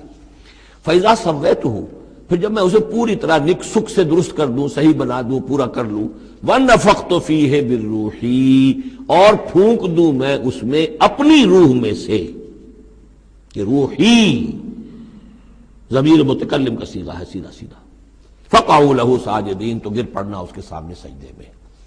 فَسَجَدَ الْمَلَائِكَةُ كُلُّهُمْ أَجْمَعُونَ، اب یہ تیسری مرتبہ پڑھ رہے ہیں ہم قرآن حکیم میں یہ قصہ آدم و ابلیس۔ تو کیا سجدہ سب فرشتوں نے، کل کے کل نے، سب نے مل کر۔ دیکھیے یہ جو ہے تاکید کی انتہا ہے، فرشتوں میں سے کوئی بھی مستثنا نہیں رہا، نہ جبرائیل، نہ میکائیل، نہ اسرافیل، الا ابلیس، سوائے ابلیس کے۔ اور اس میں پھر گمان ہوتا ہے کہ شاید یہ بھی فرشتہ تھا، فرشتہ نہیں تھا، اس کی وجہ سورہ کہف میں مل جائے گی۔ ابا ان یکون مع الساجدین، اس نے انکار کیا سجدہ کرنے والوں کے ساتھ ہونے سے۔ قال یا ابلیس ما لک الا تکون مع الساجدین، اللہ نے فرمایا ابلیس کیا ہوا تجھے، کیا سبب ہے، تو کیوں نہیں ہوا سجدہ کرنے والوں کے ساتھ؟ قال لم اکن لاسجد لبشر خلقتہ من صلصال من حمأ مسنون، اس نے کہا میرے لیے یہ روا نہیں ہے، میرے لیے ممکن نہیں ہے کہ میں سجدہ کروں اس بشر کو جس کو تو نے پیدا کیا ہے سنے ہوئے گارے سے، جبکہ وہ کھنکھنانے لگا ہوا۔ قال فاخرج منها فإنك رجيم، اللہ نے فرمایا تو نکل جاؤ یہاں سے، اس میں سے نکل جاؤ، اس لیے کہ اب تم مردود ہو گئے ہو۔ وإن عليك اللعنة إلى يوم الدين، اور اب تم پر لعنت رہے گی یوم الدین تک، جزا و سزا کے دن تک، یوم بعث بعد الموت تک۔ قال رب فانظرني إلى يوم يبعثون، تو اس نے درخواست کی کہ پروردگار پھر مجھے ذرا مہلت دے دے، ڈھیل دے دے، اس دن تک کے لیے جس دن کے یہ دوبارہ اٹھائے جائیں گے۔ قال فإنک من المنذرین، اللہ تعالیٰ نے اسی شان بے نیازی کے ساتھ فرمایا اچھا جاؤ ٹھیک ہے، تمہیں ڈھیل دے دی گئی، تمہیں یہ رخصت مل گئی، تمہیں یہ چھوٹ مل گئی، مہلت مل گئی۔ الی یوم الوقت المعلوم، اس وقت معین کے دن تک، یعنی یہ کہ اس وقت تک تم زندہ رہو گے۔ وہ ابلیس جو ہے جن، ویسے جنوں کی زندگیاں شاید انسانوں سے زیادہ ہوتی ہوں، میں نہیں جانتا کتنی ہوتی ہیں، لیکن یہ کہ کوئی اور جن نہیں ہے کہ جو اس وقت سے آج تک زندہ ہو سوائے اس ایک جن کے جس کا نام عزازیل تھا، اور یہ جن جو ہے وہ ابھی تک زندہ ہے اپنی اسی ذات کے ساتھ، باقی اس کی اولاد، اس کی اور نسل جو ہے، اس کی ذریت ہے، وہ اپنی جگہ ہے۔ قال رب بما اغویتنی، اب اس نے کہا پروردگار جو تو نے مجھے گمراہ کیا۔ اب نوٹ کیجئے وہ گمراہی کو اللہ کی طرف منسوب کر رہا ہے۔ بما اغویتنی، تو نے جو مجھے گمراہ کیا ہے، لأزینن لہم فی الارض ولأغوینہم اجمعین، تو میں اب ان کو، یعنی آدم کی اولاد، آدم اور حوا کی اولاد کو میں زمین میں ان کو خوب مزین کر دوں گا، زمین ان کے لیے یہ اسی میں گم ہو جائیں گے، زمین اور اس کی چمک دمک اور اس کی رونقیں اور زیبائشیں آرائشیں ان کی نگاہوں میں کھب جائیں گی۔ وَلَأُغْوِيَنَّهُمْ أَجْمَعِينَ، تجھے بھول جائیں گے، یہ وہ لگ جائیں گے انہی چیزوں کے اندر، اور میں ان سب کو گمراہ کر کے چھوڑوں گا۔ لَأُغْوِيَنَّهُمْ أَجْمَعِينَ، سب کو، إِلَّا عِبَادَكَ مِنْهُمُ الْمُخْلَصِينَ، سوائے ان میں سے ان کے کہ جن کو تو اپنا خاص بندہ بنا لے، تو اپنا خاص بندہ بنا لے، مخلص کر لے، یہاں پہ وہی نوٹ کیجئے مخلص ہے، مخلصین، جن کو تو خالص کر لے اپنے لیے، ظاہر بات ہے کہ اس پر تو میرا زور نہیں چلے گا، باقی یہ کہ میں کسی کو چھوڑوں گا نہیں۔ قال ھذا صراط علی مستقیم، اللہ تعالیٰ نے فرمایا ٹھیک ہے، یہ راستہ ہے میری طرف سیدھا، یعنی یہ میرے اور تمہارے درمیان معاملہ طے ہو گیا، میں نے تمہیں چھوٹ دی، تم اپنا زور لگا لو، جس طرح بھی چاہو بہکا لو، باقی یہ کہ ان عبادی لیس لک علیہم سلطان، میرے بندوں پر تجھے اختیار کوئی نہیں ہوگا، یعنی اختیار کسی بھی انسان پر نہیں ہے، یہ نہیں کہ جس کو اللہ نے مخلص کر لیا ہو اس پر اختیار نہیں، اختیار اسے کسی بھی انسان پر نہیں ہے۔ ان عبادی لیس لک علیہم سلطان الا من اتبعک من الغاوین، سوائے ان کے کہ جو خود تیری پیروی کرے، خود غاوین میں سے ہو، خود ان کے اندر غوا ہو، خود ان کے اندر سرکشی ہو، خود وہ جو ہے وہ اپنی نفس پرستی کی طرف مائل ہو، وہ تو تیری پیروی کریں گے، ان کو تو جدھر چاہے لے جا، جس کھائی میں چاہے لے جا کے ان کو پھینک دے، اور جس جہنم کی جس وادی میں چاہے ان کو گرا دے، مجھے اس سے دلچسپی نہیں، لیکن یہ کہ میرے کسی بندے پر تجھے اختیار حاصل نہیں ہوگا۔ وَإِنَّ جَهَنَّمَ لَمَوْعِدُهُمْ أَجْمَعِينَ، اور پھر جہنم ہی ان سب کا ٹھکانہ ہوگا، سب کا جو بھی تیری پیروی کریں گے۔ لہا سبعۃ ابواب، اس جہنم کے 7 دروازے ہیں، لکل باب منہم جزء مقصوب، اور ہر ان میں سے ہر دروازے کے لیے ہم نے ایک اس کا نصیب مقرر کر رکھا ہے کہ اتنے جن اتنے انسان اس سے جائیں گے۔ ہو سکتا ہے کہ وہ بڑے بڑے کبیرہ گناہوں کے حوالے سے کہ یہ لوگ جو ہے جو ان گناہوں میں ملوث ہوں گے وہ اس دروازے سے جائیں گے، جو ان گناہوں میں ملوث ہوں گے وہ اس سے جائیں گے، واللہ اعلم۔ ان المتقین فی جنات وعیون، اب وہی سائملٹینیس کنٹراسٹ کہ جب جہنم والوں کا تذکرہ ہوا تو متقین کا بھی، اور جو اہل تقوی ہوں گے فی جنات وعیون، وہ ہوں گے جنتوں میں، باغات میں اور چشموں میں، ادخلوها بسلام آمنین، ان سے کہا جائے گا داخل ہو جاؤ ان باغات میں پورے امن کے ساتھ، کوئی خوف نہیں، کوئی اندیشہ نہیں۔ وَنَزَعْنَا مَا فِي صُدُورِهِم مِّن غِلٍّ، یہ مضمون پہلے بھی آ چکا ہے، اور ہم نکال دیں گے ان کے دلوں میں سے جو کچھ قدورت ہوگی، اہل ایمان کی آپس میں کوئی شکوہ، کوئی شکایت، کسی سے کوئی تکدر ہو، کوئی غل ہو، وہ ہم نکال دیں گے۔ عَلَىٰ سُرُرٍ مُتَقَابِلِينَ، وہ بیٹھے ہوئے ہوں گے تختوں کے اوپر ایک دوسرے کے آمنے سامنے۔ جب کسی سے ناراضگی ہو تو آدمی آنکھیں چار نہیں کرتا بلکہ نظر چرا جاتا ہے، لیکن جب کوئی ایسی بات نہیں، دل صاف ہے، تو آمنے سامنے بیٹھ کے گفتگو باتیں کریں گے، سینگ آئی ٹو آئی۔ متقابلین لا یمسہم فیہا نصب، انہیں نہیں پہنچے گی اس میں نہ تو کوئی تکان، وما ہم منہا بمخرجین، نہ پھر وہ اب اس سے نکالے جائیں گے۔ جب اہل جنت میں داخل ہونے کے بعد کسی کا وہاں سے نکلنے کا امکان نہیں۔ نبئ عبادی، اے نبی میرے بندوں کو بتا دیجئے، انی انا الغفور الرحیم، کہ میں یقیناً غفور ہوں، رحیم ہوں۔ میری اصل شان تو یہ ہے، لیکن وَأَنَّ عَذَابِي هُوَ الْعَذَابُ الْأَلِيمُ، میری ایک دوسری شان بھی ہے، اور وہ یہ ہے کہ میرا عذاب تو وہ بھی بہت دردناک عذاب ہے۔ لہذا کوئی آدمی جو ہے وہ نڈر نہ ہو جائے، نچنت نہ ہو جائے، وہ میری مغفرت کی امید بھی رکھے، میری رحمت سے آس بھی لگائے رکھے، لیکن یہ کہ میرے عذاب سے ڈرتا بھی رہے۔ بین الخوف والرجاء، یہ کیفیت رہنی چاہیے۔ وَنَبِّئْهُمْ عَنْ ضَيْفِ ابراہیم، اور ذرا ان کو بتا دیجئے حالات ابراہیم کے جو مہمان آئے تھے ان کے بارے میں، وہی جو پہلے ہم پڑھ چکے ہیں سورہ ہود میں۔ اِذْ دَخَلُوا عَلَيْهِ فَقَالُوا سَلَامًا، جب وہ داخل ہوئے حضرت ابراہیم کے ہاں مکان پہ آئے، انہوں نے کہا سلام۔ قال انا منکم وجلون، تو حضرت ابراہیم نے کہا کہ ہمیں تو تم سے کچھ خوف آ رہا ہے، آپ لوگ کون ہیں، ذرا اپنی آئیڈینٹی بتائیے۔ قالوا لا توجل انا نبشرک بغلام علیم، انہوں نے کہا کہ نہیں ڈریے نہیں، ہم تو آپ کو ایک بڑے صاحب علم بیٹے کی بشارت دینے آئے ہیں۔ قال بشرتمونی علی ان مسنی الکبر فبما تبشرون، تو حضرت ابراہیم نے فرمایا کہ یہ کیا بشارت آپ مجھے دے رہے ہیں، اس کے باوجود، علی یہاں علی الرغم کے معنی میں، اس کے باوجود کہ مجھ پر بڑھاپا طاری ہو چکا ہے، تو ذرا سوچ سمجھ کے بشارت دیجیے، کہیں غلطی تو نہیں لگی ہے آپ کو۔ قالوا بشرناک بالحق، ان کا نہیں، ہم نے بشارت آپ کو دی ہے حق کے ساتھ، قطعی اور حقیقی بات ہے، شدنی امر ہے، یہ ہو کر رہنے والا ہے۔ فلا تکن من القانتین، تو اے ابراہیم آپ تو پھر نا امید لوگوں میں سے تو نہ ہو جائیے، مایوس نہ ہو جائیے۔ قال ومن یقنط من رحمت ربہ الا الضالون، تو حضرت ابراہیم نے کہا کہ ہاں یہ بات تو آپ صحیح کہہ رہے ہیں، اللہ تعالیٰ کی رحمت سے مایوس تو صرف وہی ہو سکتے ہیں جو گمراہ ہوں۔ یہ اللہ کی قدرت، اللہ کی رحمت، عین بڑھاپے میں اللہ مجھے اولاد دے دے، 87 برس کی عمر میں بیٹا دے دے، جیسے اس نے حضرت یحییٰ کی والدہ کو، جو کہ بالکل بانجھ رہی ساری عمر، اور حضرت زکریا جو ہیں بہت بوڑھے ہو چکے تھے، اسی طریقے سے معاملہ یہاں بھی ہوا ہے۔ قال فما خطبکم ایھا المرسلون، اب انہوں نے پوچھا کہ اے فرشتادو، اے جو بھیجے گئے ہو، ایلچی ہو، تمہارا کیا معاملہ ہے، یعنی کس قدر جا رہے ہو، کیا قصد ہے، کیا ارادہ ہے۔ قالوا انا ارسلنا الى قوم مجرمین، انہوں نے کہا کہ ہمیں بھیجا گیا ہے ایک مجرم قوم کی طرف، الا آل لوط، سوائے آل لوط، آپ لوط کے گھر والوں کو، اس کے گھر والوں کو تو ہم بچا لیں گے، انا لمنجوہم اجمعین، ان سب کو ہم بچا لیں گے، نجات دیں گے، الا امرأتہ، اس میں بھی ایک استثناء ہے، سوائے اس کی بیوی کے، قدرنا انہا لمن الغابرین، ہم نے یہ اندازہ کر لیا ہے، یہ اندازہ ہے کہ وہ جو ہے پیچھے رہنے والوں میں سے ہوگی۔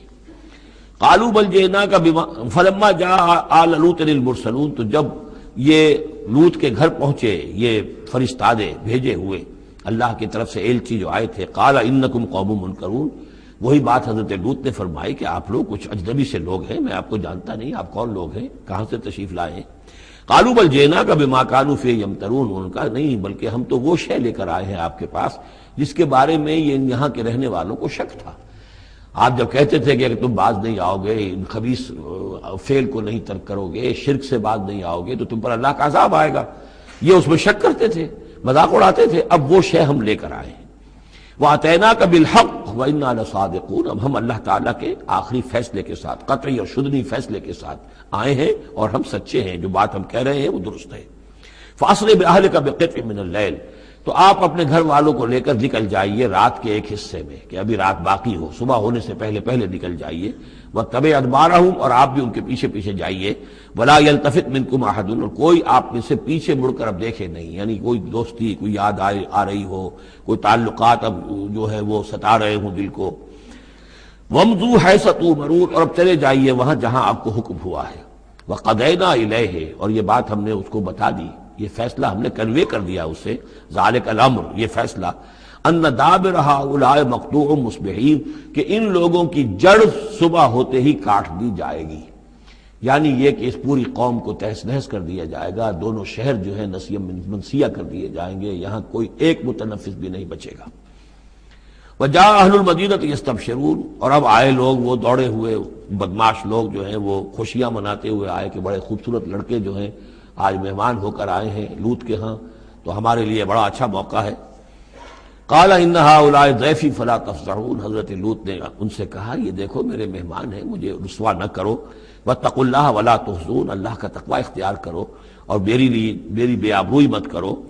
قالوا اولم ننهک عن العالمین، انہوں نے کہا کہ دیکھو لوط، ہم نے تمہیں تمام جہانوں والوں سے روکا ہوا نہیں ہے کہ تم ٹھیکہ مت لو کسی کا، ہم جس کے ساتھ جو چاہیں کریں، تم کون ہوتے بیچ میں آنے والے، تم کو ٹھیکیدار بن گئے ہو پوری دنیا کے۔ اولم ننہک، کہ ہم نے منع کیا تمہیں، نہیں کیا تمہیں کہ تمام جہان والوں کی حمایت میں نہ کھڑے ہو جایا کرو۔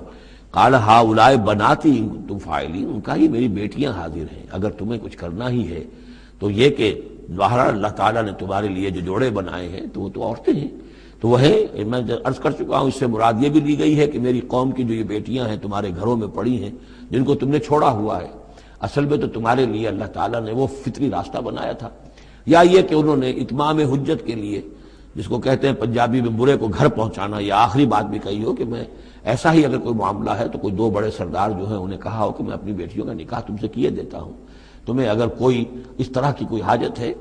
لعمرک انہم لفی سکرتہم یعمہون، تو انہوں نے کہا، یہ اللہ تعالیٰ کی طرف سے ہے، قسم ہے تیری جان کی، وہ لوگ تو اپنے اس نشے کی حالت میں بدمست تھے اور بالکل اندھے ہو گئے تھے. عمر، عین میم ہے والا عمر ہے، یہ دل کے اندھے ہو چکے تھے. فاخذتہم الصیحۃ مشرقین، تو پھر انہیں آ پکڑا ایک چنگھاڑ نے اجالا ہونے کے وقت. مشرق، یہ مشرق نہیں ہے، مشرق ہے. مشرق ہے اجالے کی جگہ، صبح جہاں سے نکلتی ہے وہ مشرق ہے. شرق کے معنی جو ہے اصل میں وہ روشنی ہے، تو اسی سے یہ مشرقین، صبح ہونے کا وقت، سورج نکلتے وقت جب اجالے کا وقت ہوا تو ان کو ایک چنگھاڑ نے آ پکڑا. فجعلنا عالیہا سافلہا، تو ہم نے اس کے اوپر والے حصے کو نچلا بنا دیا، یعنی تل پٹ کر دیا. وہ گری، پوری بستی جو ہے وہ اٹھا کر پٹک دی گئی کہ چھتیں نیچے اور اس کی جو بنیادیں تھیں وہ اوپر. وَأَمْطَرْنَا عَلَيْهِمْ حِجَارَةً مِّن سِجِّيلٍ، اور پھر ہم نے ان پر بارش برسائی، سجیل، مٹی کے کنکروں کی بارش. ان فی ذلک لآیات للمتوسمین، یقیناً اس میں نشانیاں ہیں ان لوگوں کے لیے جو حق کے متلاشی ہوتے ہیں. یہ جو اسم کا لفظ ہے الف سین میم، اور الف جو ہے اس میں ادھر حقیقت جو اصل اس کا حروف اصلیہ میں سے نہیں ہے، سین میم ہے اصل. یہ ہوتے علامت، اسم کے معنی بھی علامت ہے. یہ میرا نام ہے، یہ آپ کا نام ہے، یہ علامت ہے کہ جس سے میرے نام سے آپ پہچانتے ہیں. تو جو لوگ علامتوں سے، متوسم باب تفاعل بن جائے گا، جو علامتوں سے حقیقت کو پہچاننا چاہیں، جو آیات آفاقیہ، آیات تاریخیہ، آیات انفسیہ، آیات قرآنیہ سے حقیقت کو جاننا چاہیں. ان فی ذلک لآیات للمتوسمین وانھا لبسبیل مقیم، اور وہ جو بستیاں تھیں وہ سیدھی راہ پر واقع ہوئی تھی. یعنی یہ سیدھا راستہ تھا جو یمن سے جاتا تھا فلسطین تک، میڈیٹرینین کے ساحل تک، اور یہ سیدھا راستہ تھا کیروان روٹ، مشرق و مغرب کے درمیان یہی لنک تھا. سویز کینال تھی نہیں، اور ابھی یہ راستہ جو تھا round the Cape of Good Hope, یہ تو کہیں جا کر 1498 میں واسکو ڈی گاما نے تلاش کیا ہے. تو یہ راستہ معلوم ہی نہیں تھا، سویز کینال تھی نہیں. تو ساری جو مشرق اور مغرب کی ٹریڈ ہوتی تھی وہ یہ تھی کہ ہندوستان اور چین اور یہ جاوا، ملایا وغیرہ جو ہیں، یہ ہند چینی کے جتنے یہ سب سامان آتا تھا یمن کے ساحل پر. یورپ کے سارے ممالک کا سامان آ جاتا تھا شام کے ساحل پر، فلسطین کے ساحل پر. اب ان دو کے درمیان یہ قافلے چلتے تھے، یہ کیروانز تھے کہ جو ان جہاں سے لے کر سامان ادھر، ادھر کا سامان ادھر. تو یہ راستہ ہے امام مقیم، سبیل المقیم اس کو کہا گیا، سیدھا راستہ، سیدھی شاہراہ. اسی پر یہ اصحاب ہجر کے بھی مسکن تھے، اسی پر پھر یہ اصحاب مدین کے بھی تھے، اور یہ بستیاں بھی اسی راستے پر واقع ہوئی تھیں. ان فی ذلک لآیۃ للمؤمنین، یقیناً اس میں نشانی ہے اہل ایمان کے لیے. وان کان اصحاب الایکۃ لظالمین، اسی طریقے سے جو بن والے تھے، مدین والے، وہ بھی بہت ظالم تھے. یہ ایکا کا لفظ بھی ان کے لیے آیا ہے، یہ مدین والے. فانتقمنا منہ، یہاں پہ صرف تذکرہ ہو رہا ہے. یہاں تذکرہ آپ نے دیکھا جو صرف حضرت لوط علیہ السلام کا ہوا ہے اس انباء الرسل کے انداز میں. باقی حضرت ابراہیم کا تذکرہ ہو گیا ہے، وہ وہی ہے قصص النبیین کے انداز میں. باقی یہاں پہ جو تذکرے ہو رہے ہیں یہ بھی صرف ذکر ہے، یہ انباء الرسل کا ذکر ہے کہ جیسے حضرت شعیب، لیکن شعیب کا نام نہیں یہاں آیا، بلکہ یہ کہ صرف یہ کہ مدین والے. فانتقمنا منہم، ان سے بھی ہم نے انتقام لیا. وَإِنَّهُمَا لَبِإِمَامٍ مُبِينٍ، اور یقیناً وہ بھی، یہ دونوں جو بستیاں ہیں کھلے راستے پر واقع ہوئی ہیں، وہی راستہ جو میں نے ابھی آپ کو بتایا ہے. وَلَقَدْ كَذَّبَ أَصْحَابُ الْحِجْرِ الْمُرْسَلِينَ، اصحاب الحجر یہ قوم سمود کا دوسرا نام ہے. وہ علاقہ جو ہے جہاں یہ قوم سمود آباد تھی اس کو علاقے کو حجر بھی کہتے ہیں. جیسے کہ وہ علاقہ جہاں قوم عاد آباد تھی اسے احقاف کہتے ہیں. اس علاقے کا نام احقاف تھا، قوم کا نام عاد تھا، جو رسول بھیجے گئے وہ ہود تھے. اس علاقے کا نام حجر ہے، قوم کا نام سمود ہے، جو رسول بھیجے گئے وہ حضرت صالح تھے علیہ الصلوۃ والسلام.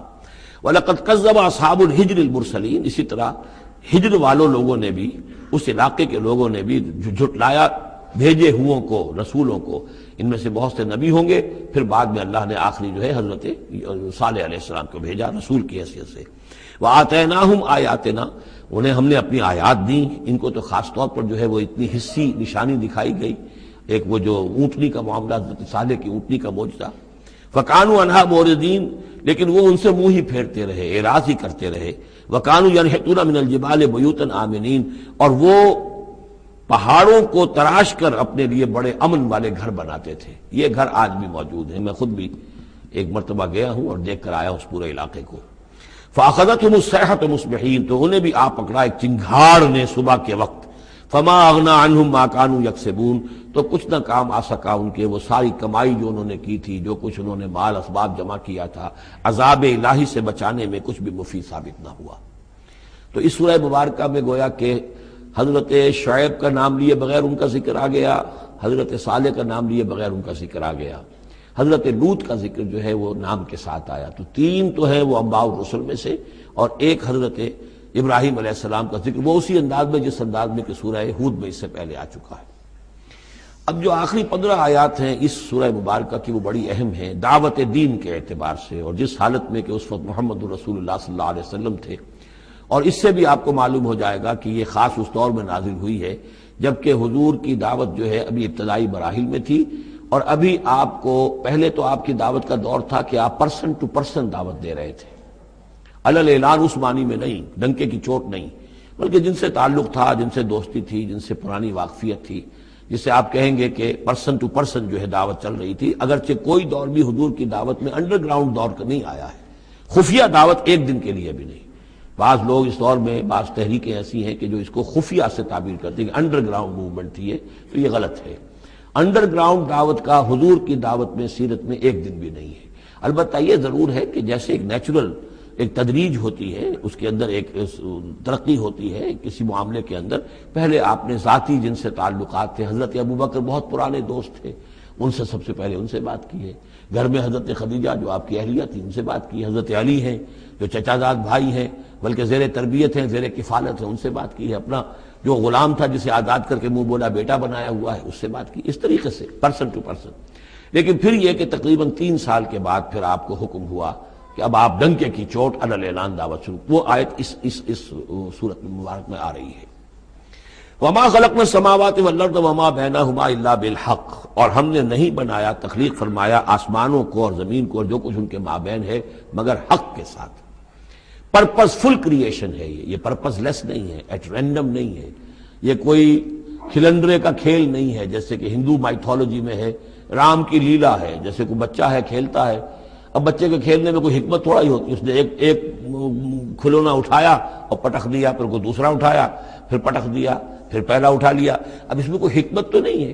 اسی طریقے سے رام جی جو ہے کھیل رہے ہیں، جس کو چاہتے ہیں تخت سے اٹھا کر زمین پہ پٹخ دیتے ہیں، جس کو چاہتے ہیں وہ جو تیلی اس کو اٹھا کے وہ راجہ بنا دیتے ہیں. تو یہ کھیل ہے رام کا، رام کی لیلا ہے یہ. تو یہ تصور اسلام میں نہیں ہے. یہ کائنات کی تخلیق بالحق ہے. ربنا ما خلقت ھذا باطلا سبحانک فقنا عذاب النار. تیری ذات اس سے بہت اعلیٰ اور ارفع ہے، پاک ہے کہ تیرے بارے میں یہ گمان کیا جائے کہ تو نے یہ کائنات ایسے ہی بنا دی کھیلنے کے لیے، اور یہ کوئی آپ تیرا مشغلہ ہے نہیں. وما خلقنا السماوات والارض وما بینہما الا بالحق وان الساعۃ لآتیۃ. اس حق کا فیصلہ یہ ہے، اس حق کا منطقی نتیجہ یہ ہے کہ قیامت آ کر رہے. اس لیے کہ باقی تمام چیزیں تو انسانوں کے لیے پیدا کی گئی ہیں، ان کی ساری توجہ یہی ہو جائے گی انسان کاہے کے لیے پیدا کیا گیا، اور خاص طور پر انسان میں جو اخلاقی حص رکھی گئی ہے. By very nature, by his very nature he knows this is good this is evil. یہ جو اس کے اندر ایک شعور ہے، ایک تمیز ہے، یہ ایول ہے، یہ گڈ ہے، یہ اچھا ہے، یہ برا ہے. اب اس کا نتیجہ کیا نکل رہا ہے؟ یہاں تو الٹے نتیجے نکلتے ہیں. بہت سے اچھے لوگ جو ہیں انہیں فاقے آ رہے ہوتے ہیں، اور بہت بدماش جو ہیں وہ یہاں پہ عیش کر رہے ہوتے ہیں. تو یقیناً کوئی اور زندگی ہونی چاہیے، اور یقیناً کوئی دن ہونا چاہیے کہ جس میں بھرپور حساب کتاب ہو جائے، نیکوکاروں کا حساب کتاب ہو جائے، اور پھر ان کی زندگی ایسی ہو کہ بھرپور صلہ انہیں ان کا مل سکے، اور بدکاروں کی بدکاریوں کا حساب کتاب ہو جائے، اور پھر ایسی زندگی ہو، ایسا نظام ہو کہ انہیں پوری سزا مل سکے. تو یہ گویا کہ حق کا تقاضا ہے. وما خلقنا السماوات والارض وما بینہما الا بالحق وان الساعۃ لآتیۃ. قیامت آ کر رہے گی. فاصفح الصفح الجمیل. تو اے نبی آپ ذرا ابھی خوبصورتی کے ساتھ درگزر سے کام لیجئے. یعنی یہ کہ یہ مجرم کہیں بھاگ کے نہیں چلے جائیں گے، ہماری پکڑ سے نکل نہیں جائیں گے. قیامت آئے گی، ایک کیفر کردار کو پہنچ جائیں گے. ابھی آپ ذرا تحمل کیجئے، صبر سے کام لیجئے. فاصفح الصفح الجمیل. ابھی ہماری مرضی اس میں ہے کہ ہم ان کی رسی دراز کریں. یہ جو کچھ کہہ رہے ہیں برداشت کر لیجئے، سن لیجئے، سنا انسنا کر دیجئے. یہ جو آپ صبر کریں گے اس سے آپ کے درجات بلند ہوتے چلے جائیں گے. لیکن فوری طور پر آپ کے دل میں اگر یہ خیال پیدا ہونے بھی لگے بربنائے طبع بشری کے انہیں سزا ملنی چاہیے، یہ بدبخت مجھے کیا کہہ گیا، ابھی یہ مجھے پاگل کہہ گیا اور یہ مجھے جو ہے ساحر کہہ گیا یا مسحور کہہ گیا، نہیں. فصفح الصفح الجمیل، ابھی ذرا آپ خوبصورتی کے ساتھ چشم پوشی کیجئے، نظر انداز کیجئے. ان ربک هو الخلاق العلیم، یقیناً آپ کا رب جو ہے وہ وہی ہے جو پیدا کرنے والا ہے، خلاق ہے، اور ظاہر بات ہے جس نے پیدا کیا ہے وہ جانتا بھی ہے. سورہ ملک میں ہم پڑھیں گے الا یعلم من خلق وهو اللطیف الخبیر، کیا اسی کے علم میں نہیں ہوگا جس نے پیدا کیا ہے؟ وہ تو جانتا ہر شے کو. اب یہ گھڑی جس نے بنائی ہے اسے تو معلوم ہے اس میں کون کون سا پرزہ ہے، کہاں کہاں ہے، اس کے اپنے ہاتھ کا اس کے اندر جو ہے ٹکایا گیا ہے. میں واقف نہیں ہوں اس کے اندر کیا کچھ ہے، لیکن گھڑی کا بنانے والا تو جانتا ہے. الا یعلم من خلق، کیا وہی نہ جانے گا جس نے پیدا کیا؟ وہو الخلاق العلیم، وہ تو خلاق اور علیم ہے. وَلَقَدْ آتَيْنَاكَ سَبْعًا مِنَ الْمَثَانِي، دل جوئی کے لیے حضور سے فرمایا اور ہم نے آپ کو دی ہیں وہ 7 آیتیں جو آپ کا وظیفہ ہیں، دوہرا دوہرا کر پڑھتے رہا کیجئے، دوہرا دوہرا کر پڑھتے رہا کیجئے. اس پر تقریباً اجماع ہے امت کا کہ اس سے مراد ہے سورہ فاتحہ. 7 آیتیں جو بار بار پڑھی جاتی ہیں. اب آپ دیکھیے کہ ہر شخص جو نماز پڑھتا ہے دن میں کتنی مرتبہ سورہ فاتحہ پڑھ رہا ہے، ہر نماز میں کتنی مرتبہ پڑھ رہا ہے، دوہرا دوہرا کر. یہ آیت جو ہے، جیسا کہ ہم نے جب سورہ فاتحہ پڑھ رہے تھے، من لم یقرأ بفاتحۃ الکتاب لا صلاۃ لمن لم یقرأ بفاتحہ، اس کی کوئی نماز ہی نہیں ہے، نماز کا جزو لازم ہے. بلکہ قسمت الصلاۃ بینی و بین عبدی نصفین والی حدیث میں نے آپ کو سنائی، حدیث قدسی، تو وہ تو اصل الصلاۃ ہے ہی سورہ فاتحہ. والقرآن العظیم، اور یہی بڑا قرآن ہے. یعنی یہ اپنی اہمیت کے اعتبار سے، اپنی فضیلت کے اعتبار سے خود اپنی جگہ پر سورہ فاتحہ ایک قرآن عظیم کا درجہ رکھتی ہے. اسی لیے اس کو اساس القرآن بھی کہا، اس کو کافیہ بھی کہا، شافیہ بھی کہا گیا، یہ ام القرآن بھی ہے. وَلَقَدْ آتَيْنَاكَ، اے نبی ہم نے اتنی بڑی بڑی دولتیں آپ کو دی ہیں. یہ کیوں گنایا جا رہا ہے یہ ذرا آگے آپ کو معلوم ہو جائے گا. کیونکہ بہرحال حضور کو یہ احساس ہوتا تھا یا نہیں ہوتا تھا، دیکھنے والوں کو تو احساس ہوتا تھا. ابو جہل مالدار ہے، ولید بن مغیرہ اتنا بڑا چودھری ہے، یہ محمد تو یتیم تھے، کوئی مال دولت ان کے پاس نہیں، کوئی ان کی حیثیت نہیں. ہاں کچھ عرصے سے کچھ کھا پی بھی رہے ہیں تو وہ بیوی کا مال ہے، اپنا تو نہیں ہے. یہ ان کی نگاہوں میں جو ان کے معیارات تھے، جو ان کے اندازے تھے سوچنے کے، وہ تو یہ تھے. اس حوالے سے یہاں بظاہر حضور سے خطاب ہے، لیکن اصل میں ان کو بتایا جا رہا ہے کہ بدبختو تمہیں کیا معلوم ہم نے ان کو کتنی بڑی دولت دی ہے. وَلَقَدْ آتَيْنَاكَ سَبْعًا مِنَ الْمَثَانِي وَالْقُرْآنَ الْعَظِيمِ، ہم نے ان کو وہ 7 آیتیں عطا کی ہیں. ایک حدیث کے مطابق جیسی آیت نہ قرآن میں اتری کوئی اور اس کے مثل، اور نہ تورات میں نہ انجیل میں. یہ سورہ فاتحہ ہے. وَلَقَدْ آتَيْنَاكَ سَبْعًا مِنَ الْمَثَانِي وَالْقُرْآنَ الْعَظِيمِ وَلَا تَمُدَّنَّ عَيْنَيْكَ إِلَىٰ مَا مَتَّعْنَا بِهِ أَزْوَاجًا مِّنْهُمْ، تو اے نبی آپ کی نگاہیں نہ اٹھیں اس ساز و سامان کی طرف جو ہم نے ان کو عطا کیا ہے. ابو جہل کو اگر دے رکھا ہے، ولید بن مغیرہ کو دے رکھا ہے، اور بڑے سرداروں کو دے رکھا ہے، ان کی جائیدادیں ہیں. ولید بن مغیرہ کے باغات طائف میں بھی ہیں، اس کی جائیداد طائف میں بھی ہے، مکے میں بھی ہے. آپ کی نگاہ ادھر اٹھے ہی نہ. پر کاہ کے برابر، جیسا کہ ایک حدیث میں آتا ہے کہ دنیا مافیہا کی حیثیت اگر اللہ کی نگاہ میں ایک مچھر کے پر کے برابر بھی ہوتی تو اللہ کسی کافر کو ایک گھونٹ پانی بھی اس دنیا سے نہ دیتا. جو اللہ کا ماننے والا اور جاننے والا، اللہ کو جاننے والا ہو، تو اس کی نگاہ میں تو پھر اس دنیا و مافیہا کی وہی وقت ہونی چاہیے. وہ متاثر نہ ہو یہاں کی چمک دمک سے، آپ کی نگاہ اٹھے ہی نہ. لا تمدن عینیک الی ما متعنا بہ ازواجا منہم، ان کو جو ہم نے دے رکھا ہے ساز و سامان اور زیبائش اور آرائش جو ہے، آپ کی نگاہیں ادھر نہ اٹھے.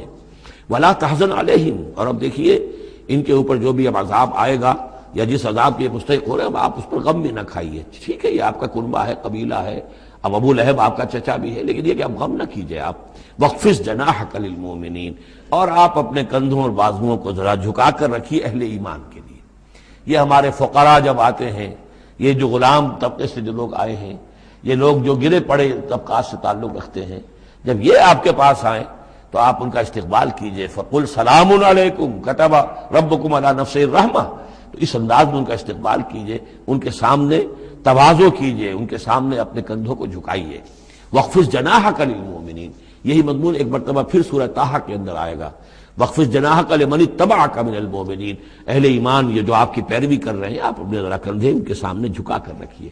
یا یہ حکم دیا گیا ہے اولاد کو والدین کے بارے میں، اگلی صورت میں آ جائے گا سورہ بنی اسرائیل میں، کہ ان کے لیے اپنے کندھوں کو اپنے بازوؤں کو ذرا جھکا کر رکھا کرو. والدین کے سامنے تن کر نہ کھڑے ہو کہ کندھے جو ہیں اٹھے ہوئے ہیں، بلکہ کندھے ذرا دبا کر. وَاخْفِضْ جَنَاحَكَ لِلْمُؤْمِنِينَ وَقُلْ إِنِّي أَنَا النَّذِيرُ الْمُبِينُ، اور کہہ دیجئے کہ میں تو صرف خبردار کرنے والا ہوں، کھلا خبردار کرنے والا، میری اس کے سوا کوئی ذمہ داری نہیں ہے۔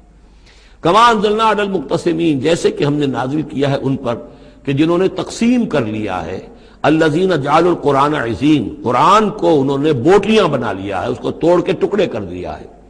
اب اس کے اندر دو رائے ہیں، ایک تو یہ کہ اس قرآن سے مراد یہی قرآن ہے، اور مذاق اڑایا کرتے تھے لوگ، یہ جو بھی تھے ابو جہل اور اس کے ساتھی، بھائی فلاں سورت تو میری ہے، وہ تمہیں لے جاؤں گا، وہ فلاں سورت جو محمد کہتا ہے وہ تم لے جانا، وغیرہ وغیرہ، آپس میں وہ تقسیم کرتے تھے ہنسی مذاق میں۔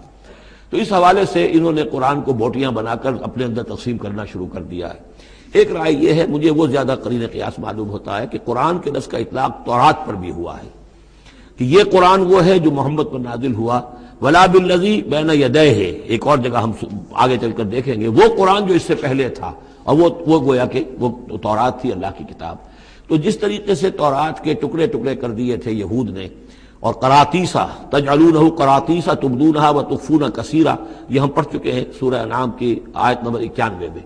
تو جیسے کہ ٹکڑے ٹکڑے کر کر اور کچھ حصہ ظاہر کیا، کچھ چھپایا، تو ان دونوں کی رائے ہے، وہ میں نے آپ کے سامنے پیش کر دی۔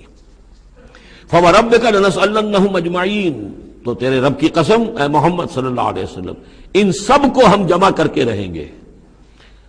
اما نسألنہم اجمعین، ہم ان سے پوچھ کر رہیں گے، یہ لفظ وہی آ گیا ہے، فَلَنَسْأَلَنَّ الَّذِينَ أُرْسِلَ إِلَيْهِمْ وَلَنَسْأَلَنَّ الْمُرْسَلِينَ، یہ جو سورہ اعراف کی آیت نمبر 6 تھی، ہم لازماً پوچھ کر رہیں گے ان سے بھی جن کی طرف رسولوں کو بھیجا گیا، اور ان سے بھی کہ جن کو رسول بنا کر بھیجا گیا۔ فَوَرَبِّكَ لَنَسْأَلَنَّهُمْ أَجْمَعِينَ، تو آپ کے رب کی قسم ہم ان سب سے پوچھ لیں گے، حساب کتاب لے لیں گے، یہ تھوڑے سے وقت کی بات ہے، آپ ذرا صبر کیجئے۔ اما کانوا یعملون، جو کچھ کہ یہ کر رہے تھے، فاصدع بما تؤمر، یہ ہے وہ آیت۔ اب ڈنکے کی چوٹ علی الاعلان کہیے جس چیز کا آپ کو حکم ہوا ہے۔ یہ جب حکم آیا حضور کو تو پھر آپ کوہ صفا پر کھڑے ہوئے، اور پھر آپ نے وہاں، اگرچہ ظاہر بات ہے کہ اس کا کوئی امکان نہیں تھا کہ آپ ننگے ہو جاتے، لیکن جو وہاں کا رواج تھا وہ یہ تھا کہ اگر کسی شخص کے پاس کوئی ایسی خبر آتی تھی کہ فلاں قبیلے کے لوگ جو ہیں آج رات ہمارے اوپر حملہ کریں گے، شب خون ماریں گے، اب کیسے لوگوں کو بتائیں؟ کوئی کمیونیکیشن ماس میڈیا تو ہے نہیں، کیسے خبر دیں، کیا کریں؟ تو وہ یہ کرتا تھا کہ وہ شخص کپڑے اتار کے معذرزاد برہنہ ہو کر کسی اونچی جگہ کھڑا ہو جاتا تھا، تاکہ ہر طرف سے لوگ دیکھ لیں کہ ایک ننگا آدمی کھڑا ہے۔ نذیر عمیان کہتے تھے اسے، ننگا خبردار کرنے والا۔ اب جہاں تک اس کی آواز جا رہی ہے، آواز لگاتا تھا وا صباحا، ہائے وہ صبح جو آنا چاہتی ہے، آیا چاہتی ہے، اس لیے کہ صبح کے وقت ہوتے تھے حملے، یہ جس کو آج کل آپ کہتے ہیں small hours of the morning, وہ بہت غفلت کا وقت ہوتا ہے آدمی کا، صبح رات کے 2-3 بجے جو ہے ٹھنڈی ٹھنڈی نیند آئی ہوتی ہے، اس وقت وہ آتے تھے، حملہ کرتے تھے، لوٹ مار کرتے تھے، قتل کرتے تھے اور بھاگ جاتے تھے۔ تو وا صباح، ہائے وہ صبح جو آیا چاہتی ہے۔ تو اب لوگ دوڑتے تھے کہ بھائی کہاں کی خبر آئی ہے، کون ہے، کون سا قبیلہ ہے، کس کے بارے میں اطلاع ہے، اطلاع صحیح ہے غلط ہے۔ تو یہ ان کا رواج تھا۔ تو حضور نے یہ کیا، صرف ایک چیز اس میں سے نکال دی، ننگے ہونے کا سوال نہیں تھا معاذ اللہ، لیکن آپ بھی کھڑے ہو گئے کوہ صفا پر، وا صباحا کا نعرہ لگایا۔ اب لوگ آئے، دوڑے، کوئی خبر دی ہے، محمد دینا چاہتے ہیں، کوئی بات ہے، بڑی اہم کوئی بات ہے۔ وہاں آپ نے پھر اپنی دعوت پیش کی۔ تو اسی مجمع میں پھر ابو لہب نے کہا تھا تبا لک لہذا جمعتنا، تمہارے لیے ہلاکت ہو، ہمیں اس کام کے لیے جمع کیا تھا، ہم اپنے بڑے بڑے اہم کاموں میں لگے ہوئے تھے۔ وہ مہاجن تھا، کہیں مہاجنی سود اپنا لین دین کا حساب کر رہا ہوگا بیٹھا ہوا، میں وہ سب چھوڑ کر آیا ہوں کہ کوئی خاص اہم بات تم نے بتانی ہے، لیکن تم نے یہ کیا کیا؟ تو یہ ہے وہ واقعہ، اور اس سے معلوم ہو جاتا ہے کہ یہ سورہ مبارکہ جو ہے اسی دور کی، ابتدائی دور کی ہے۔ فاصدع بما تؤمر واعرض عن المشرکین، تو ڈنکے کی چوٹ کہیے اب جو کہ آپ کو حکم دیا گیا ہے، اور ان مشرکوں سے اعراض کیجئے، پرواہ نہ کیجئے ان کی۔ انا کفیناک المستہزئین، یہ جو استہزاء کرنے والے ہیں، تمسخر اڑانے والے ہیں، ہم آپ کی طرف سے ان کے لیے کافی ہو رہیں گے، ان کی کوئی مخالفت آپ کا کچھ بال بیکا نہیں کر سکے گی۔ الذین یجعلون مع اللہ الہا آخر، جو اللہ کے ساتھ ساتھ اور بھی الہ گھڑے بیٹھے ہوئے ہیں، فسوف یعلمون، تو عنقریب انہیں معلوم ہو جائے گا کہ اصل حقیقت کیا ہے اور وہ کس طرح کی گمراہیوں میں پڑے ہوئے تھے۔ اب وہ آیت آ گئی جس کا کئی مرتبہ میں حوالہ دے چکا ہوں، اور سورہ انعام میں خاص طور پر وَلَقَدْ نَعْلَمُ، اے نبی ہمیں خوب معلوم ہے، اَنَّكَ يَضِيقُ صَدْرُكَ بِمَا يَقُولُونَ، کہ جو کچھ یہ لوگ کہہ رہے ہیں اس سے آپ کا سینہ بھجتا ہے۔ کسی نے پاگل کہہ دیا، کسی نے مجنون کہہ دیا، آسیب کا سایہ آ گیا، کوئی ہمدردی کے انداز میں آ کے کہتا ہے۔ عتبہ ابن ربیعہ ایک دفعہ آیا کیونکہ وہ بزرگ تھا، خاندان کا معمر آدمی تھا، بھتیجے میرے بڑے تعلقات ہیں عاملوں سے بھی کاہنوں سے بھی، واقعی اگر کوئی تم پر کوئی سایہ ہو گیا ہے، کوئی بری روح کوئی آ گئی ہے تو مجھے بتا دو، میں بلا کے لے آؤں گا، علاج کرا دوں گا تمہارا۔ اب کوئی کچھ کہہ رہا ہے، کوئی کچھ کہہ رہا ہے، کسی نے کہا شاعر ہے، کسی نے کہا کہ ایک انہوں نے غلام پکڑ کے رکھا ہوا ہے، عجمی غلام، اسے کمرے میں بند کیا ہوا اپنے گھر کے اندر، اور وہ عالم ہے بہت بڑا جو پورے پچھلی کتابوں کا جاننے والا، اس سے ڈکٹیشن لیتے ہیں اور پھر آ کر ہم پر دھونس جماتے ہیں کہ یہ اب وہی آئی ہے۔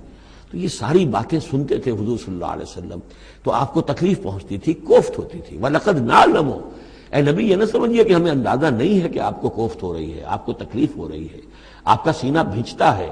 وَلَقَدْ نَعْلَمُ أَنَّكَ يَضِيقُ صَدْرُكَ بِمَا يَقُولُونَ، کہ جو کچھ یہ لوگ کہہ رہے ہیں اس سے آپ کا سینہ بھینچتا ہے۔ فَسَبِّحْ بِحَمْدِ رَبِّكَ، بس اپنے رب کے حمد میں اور تسبیح میں لگے رہیے، تسبیح کیجئے اپنے رب کی حمد کے ساتھ، اسی سے آپ کے دل کو سکون ہوگا، اطمینان ہوگا، اسی سے یہ کہ آپ کے لیے استقامت اور صبر کے راستے جو ہیں وہ کھلتے چلے جائیں گے۔ وَقُم مِّنَ السَّاجِدِينَ، اور سجدہ کرنے والوں میں ہو جائیے، آپ سجدہ کیجئے، تسبیح کیجئے، حمد کیجئے، اپنے رب کے ساتھ تعلق مع اللہ ہے کہ جو ان تمام سختیوں کو آپ کے لیے آسان کر دے گا۔ جتنا اللہ سے اپنے اس قلبی اور ذہنی رشتے کو مضبوط سے مضبوط تر بنائیں گے، اتنی ہی یہ تمام چیزیں جو ہیں آپ پر ہلکی ہوتی چلی جائیں گی۔ وَاعْبُدْ رَبَّكَ حَتَّىٰ يَأْتِيَكَ الْيَقِينُ، اور اپنے رب کی بندگی میں پرستش میں لگے رہیے یہاں تک کہ وہ یقینی بات آ جائے۔ اور وہ یقینی بات کیا ہے؟ جو یقینی شے ہے، شدنی ہے، موت، یعنی یہ کہ تا دم آخر دم فارغ مباش، اندری رہ میں تراش و میں خراش، آخری وقت تک اس بندگی میں اپنے لگے رہیے، جو بھی آخری موت جب تک آ جائے، یا موت سے مراد یہ بھی ہو سکتا ہے یقین سے، یقینی بات اللہ کی مدد آ جائے، اللہ کی طرف سے غلبہ حاصل ہو جائے اور اللہ تعالیٰ کی نصرت آ جائے، اللہ کا فیصلہ آ جائے، لیکن عام طور پر گمان یہی ہے کہ اس سے مراد موت ہے۔ وَاعْبُدْ رَبَّكَ حَتَّىٰ يَأْتِيَكَ الْيَقِينُ، اور اپنے رب کی بندگی اور پرستش میں لگے رہیے یہاں تک کہ وہ یقینی شے وقوع پذیر ہو جائے۔